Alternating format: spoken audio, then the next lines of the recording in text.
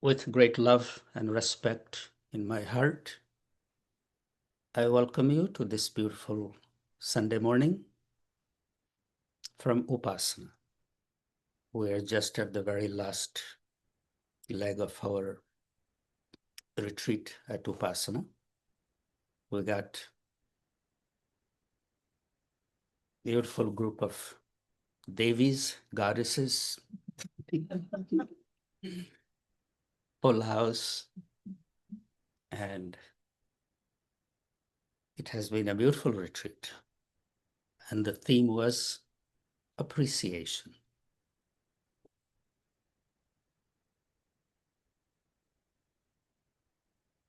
Appreciation.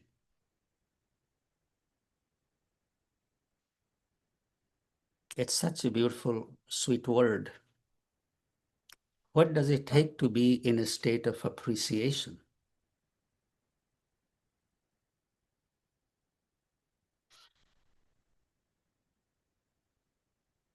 First thing that is required to be in a state of appreciation is being present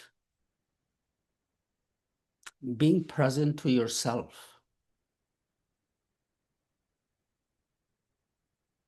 Just like we were being present to just breath flowing in and flowing out. We don't have to do much effort for that. It's happening all by itself. And bringing us back to life.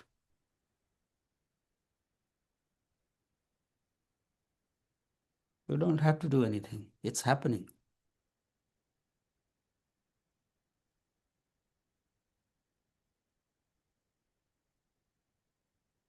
Staying in the remembrance of this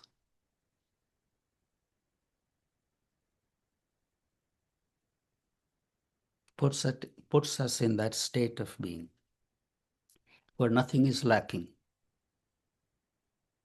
We are not expecting anything to be different than what is.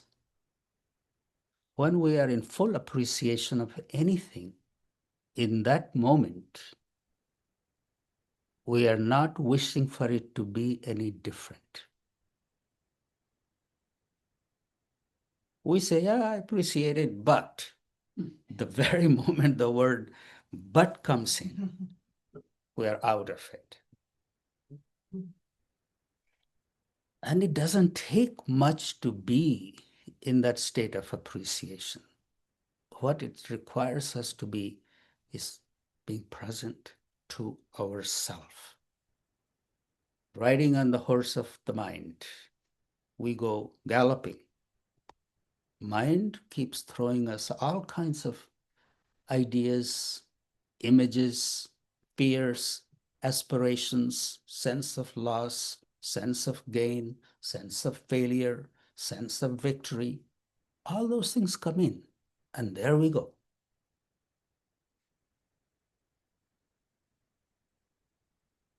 From what is already here, each one of us that I can see sitting in front of us, we have things in our life that we can be grateful for.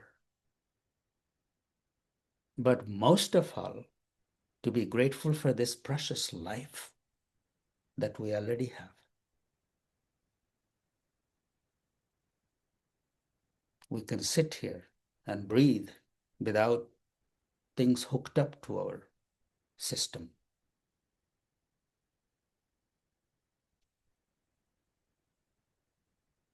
How uncomfortable it feels when we can't breathe, even when we have allergy.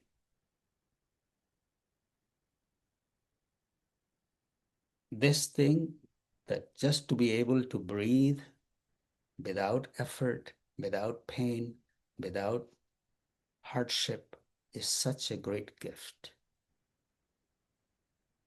So if our mind comes in and says, I can't appreciate anything because I'm missing this, we have to look at that. Mind keeps throwing images at us.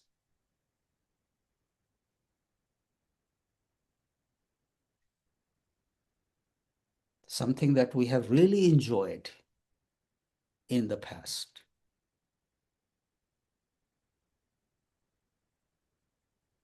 That very image of that moment comes in, and our greed wants to have more. In pursuit of that more,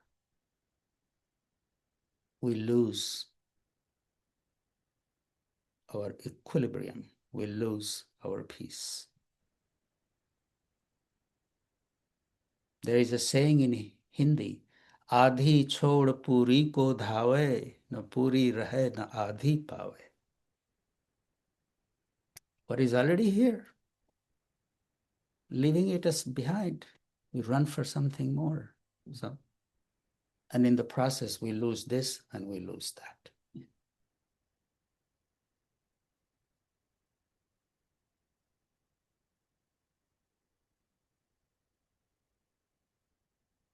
Mind is a wonderful faculty, wonderful thing that we have been given, but we are not the mind. Mind keeps pulling the images, keeps going somewhere. Then we got senses. It is through the senses we take pleasure of the world. One thing gives us pleasure.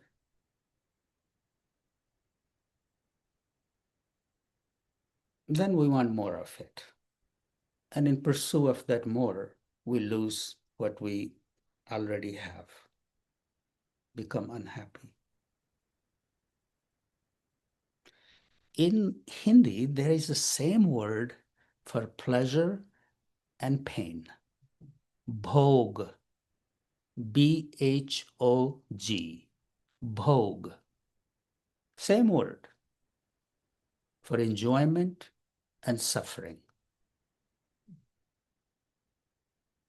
Little bit of it gives us enjoyment. Indulgence in it creates suffering. One glass of wine, good. 5 glasses, there you are, laying in the gutter.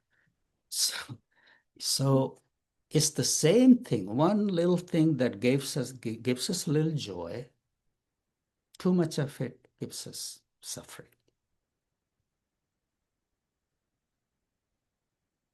It's beautiful the way it's expressed, bhog. Bhog means enjoyment. But again, the same word is the same. Or too much of it creates suffering.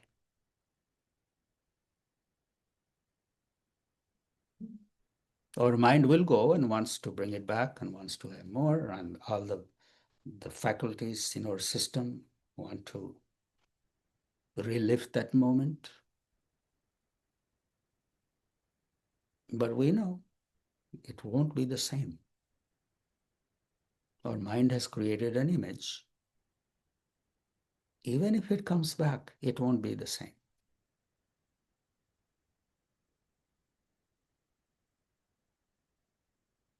In yogic sciences, there is a whole bunch of emphasis on disciplining the mind. That's the definition of yoga, to discipline the mind. But the discipline word is taken in a negative connotation. There is some kind of force, cruelty, or restraining. But for a yogi, because of that discipline having a negative connotation, then we have observed the mind, make friends with your mind. All those words are there, but the whole idea is really to be able to be aware of the nature of the mind. It will run, it will bring the images.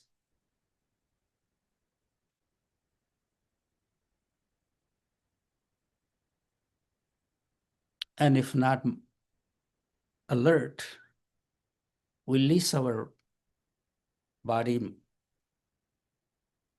all our energies, all our efforts to fulfill that. That's why there is I have said the teachings that I share with you, stop, take a step back, take a deep breath. This is the ritual of disassociating yourself from that mind which is running after something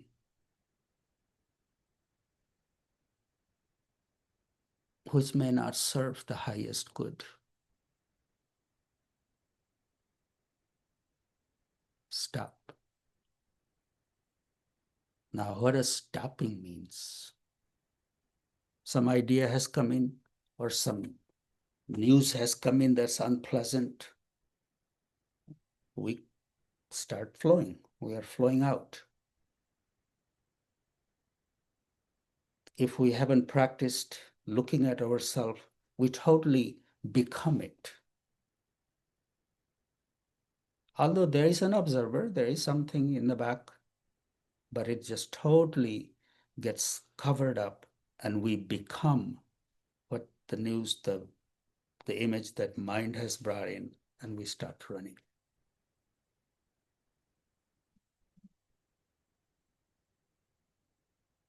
All these practices of yoga, meditation, prayers, it's all about bringing us back to ourselves.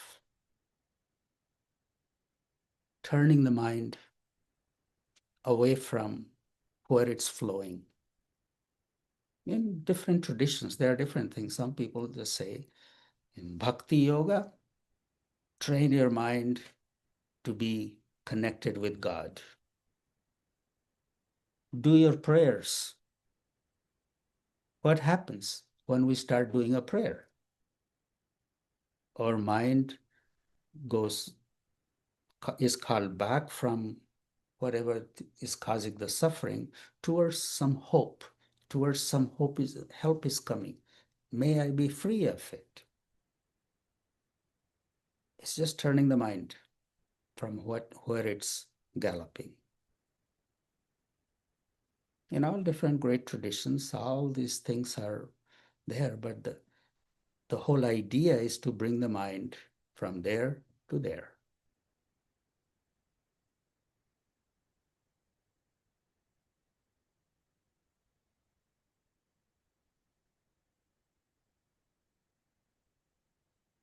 Stopping the breath is a beautiful practice of stopping the mind from flowing in whatever direction it's flowing. The very moment breath is paused, mind comes back home to check if everything is okay. That's how it happens. Pull the rein. The analogy is given. Mind is the horse, rider is the soul, breath is the rein. Pull the rein. The moment you pull the rein, horse stops. I'm not saying that just totally stop, don't let it go further. Let it go further, but momentary stop. And maybe in that moment of stop, we look towards what can I do about it? It's such a confusing things if you start thinking about disciplining the mind or making friends with your mind. Who is doing it? It's the mind itself trying to discipline itself. It's the mind itself trying to understand itself.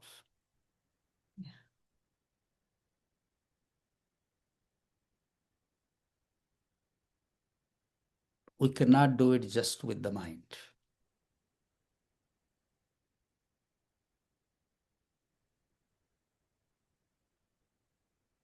There has to be something more. Our devotion to something higher. And that devotion that mind cannot understand. Mind cannot figure it out. Miracles happen, and miracles enhance our devotion. That's why there is such an importance given to miracles in all different traditions. If you look at the scriptures of all the great traditions, there are miracles. So miracles enhance our devotion. Where mind stops, something else opens. Then it turns around. The word God is a big word. Nobody has seen God. And different traditions have tried to describe and tell stories and create the whole thing. But the whole idea is that God is something that mind cannot figure out. When the mind stops, something else opens. For me, one moment came in, National Geographic had put a picture on the front page, and it was the what was the name of the telescope? Hubble. It had taken a picture that just little this part of the galaxy, the sky, and there were millions of stars. My mind stopped at the immensity of this mystery. When we are faced something like that, that mind cannot wrap itself around, something else open. So that's a good question to sit with. Is that presence in my life? Is there space for mystery in my life? We all give so much importance to mind. I want to understand everything. I want to know everything. I want to figure out everything. Does it really help?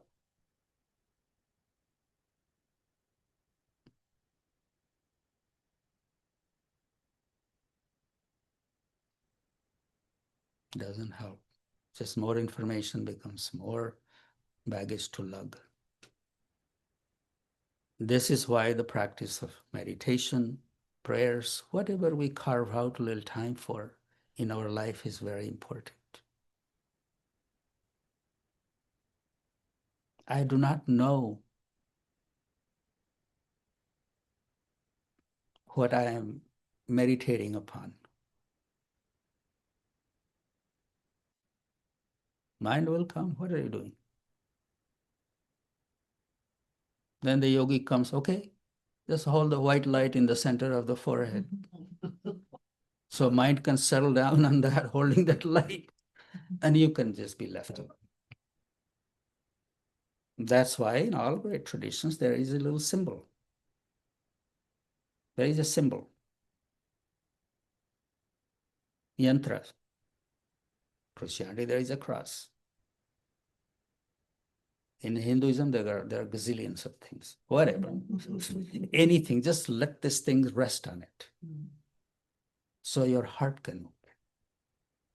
And we all know that that is not what we are meditating upon. Be it a cross, or be it an idol, or be it an image. It just becomes a place for our mind to rest and feel okay that I'm doing something.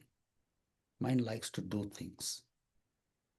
And the idea is that I'm not doing anything in meditation. Nowadays, I hear people say, oh, Babaji, I meditate. I got this great app. The app is taking you through the valley, through the beach and the trees and the mountains and the clouds. Your mind is still running with it. It's good. Something is better than nothing. At least it's not running towards the news of the day. It's enjoying the beach. But the whole idea of meditation, prayers, is to still the mind, focus the mind on something. And when it's stilled, something else opens.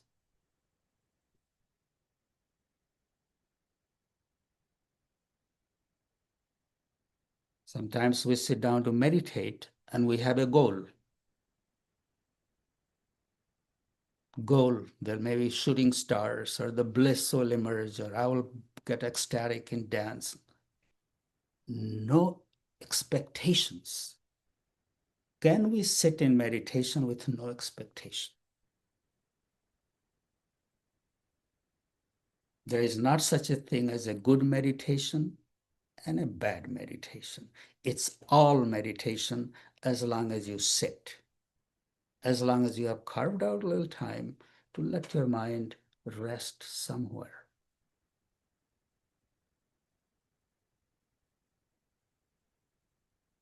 Let your mind rest somewhere. We're constantly moving. We're sitting, but we're running with our mind. We're walking, we're running with our mind. We're sleeping, we're dreaming and imaging, visualizing. We get tired by walking 1 mile. Imagine how tired this mind gets when it's just constantly running. So the meditation gives that stillness, that rest to the mind. Even a moment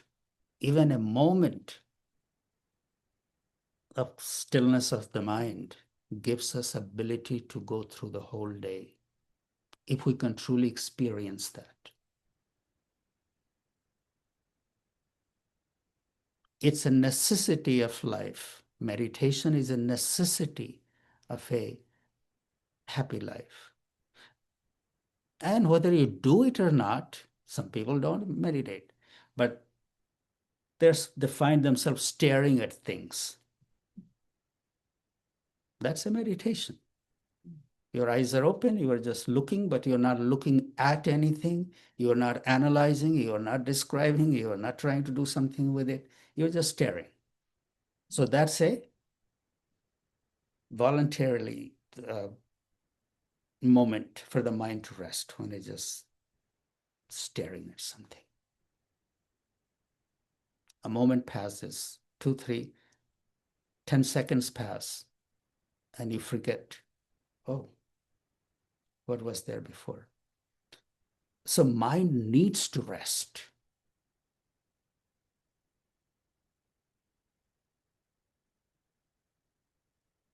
To stay sane. And if we make it with a little bit more focus and little attention, a little appreciation, that little break becomes much more rich for us.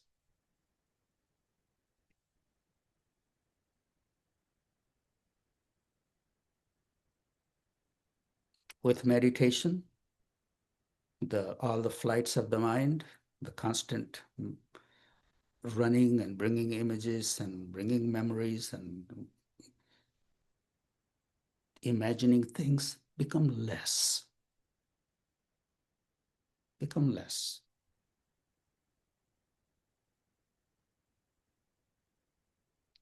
I'm saying this because I have run into people in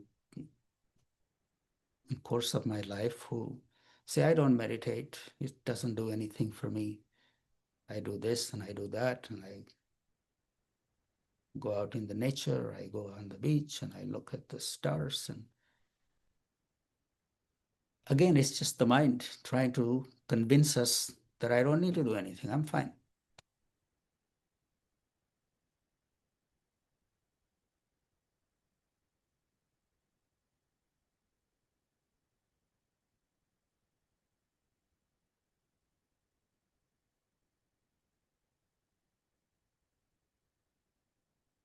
How beautiful it feels to be in a desire-free state when there is no desire of anything. This moment is a perfect moment. Just staying even in that remembrance, this moment is a perfect moment. And when we come to that, when we are in appreciation of that, because the word appreciation was the part of the retreat, when we are in appreciation, nothing is lacking. We're not wishing for it to be any different.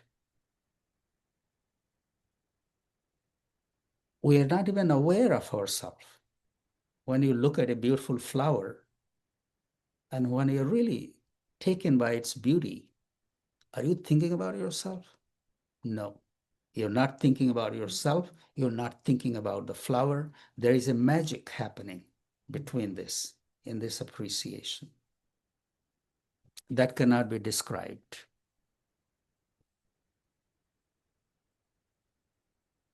So finding those moments of appreciation in our life, when I forget about myself, when I forget about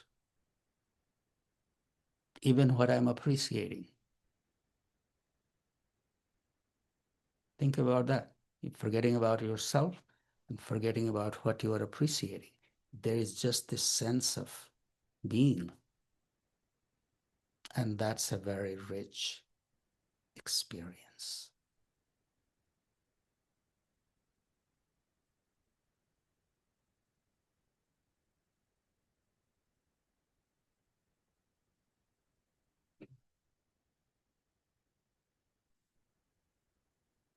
Mind is always running towards the goal.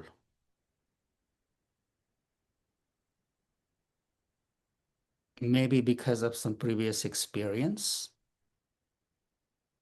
it has created a hunger and it's running towards that. Can we stop in this flight and stay in the remembrance of that which we are flowing towards?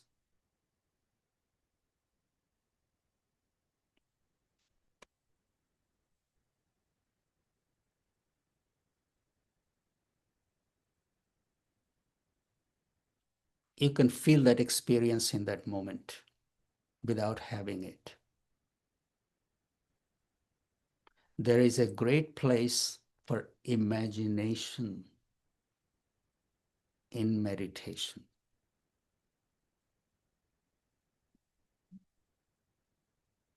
And the truth is, imagination is the root of everything.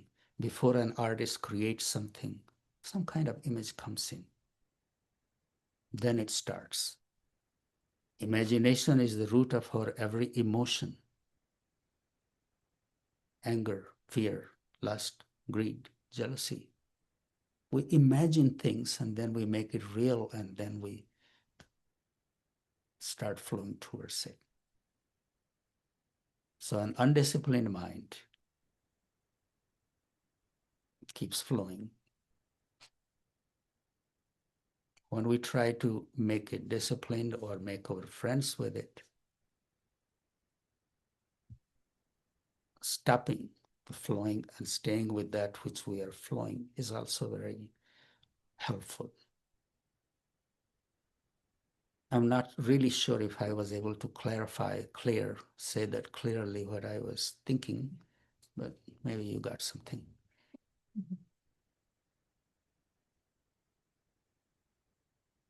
Wherever our mind is, that's where our energy is.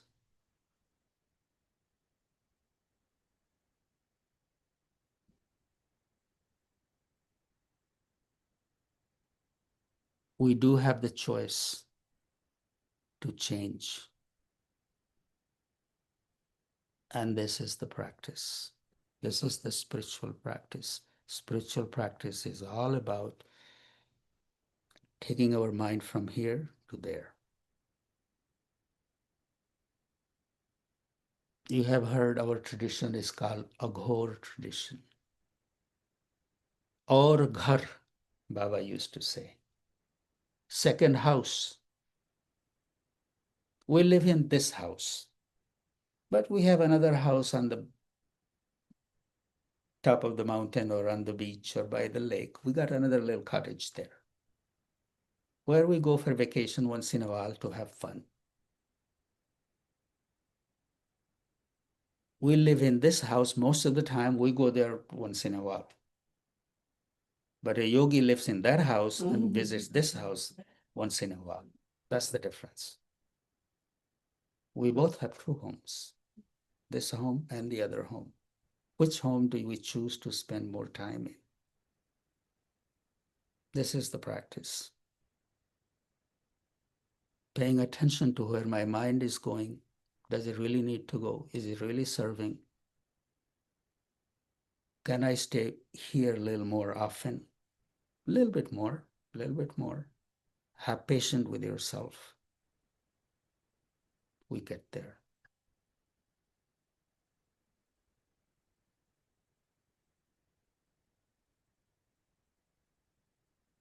Anyway, I just sat down and started speaking. Didn't know what I was going to talk about today, but appreciation was on my mind.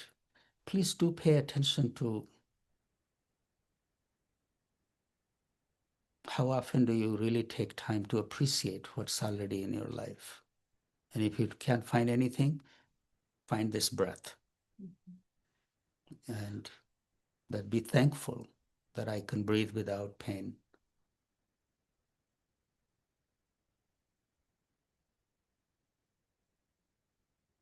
And the real appreciation is about when I am in appreciation, I want to do good. I want to make the world a little better. I want to make the lives of those around me a little better. So that way we can shift our attention from my problems, my things, my things. They'll be there waiting for you, but do, do find a little time to make the world a little better. If you can't find where to begin to make the world a little better, start sweeping outside of your house. Organize your house, plant little flowers, make the world a little better that way. We don't have to do grandiose things, finding joy in small things.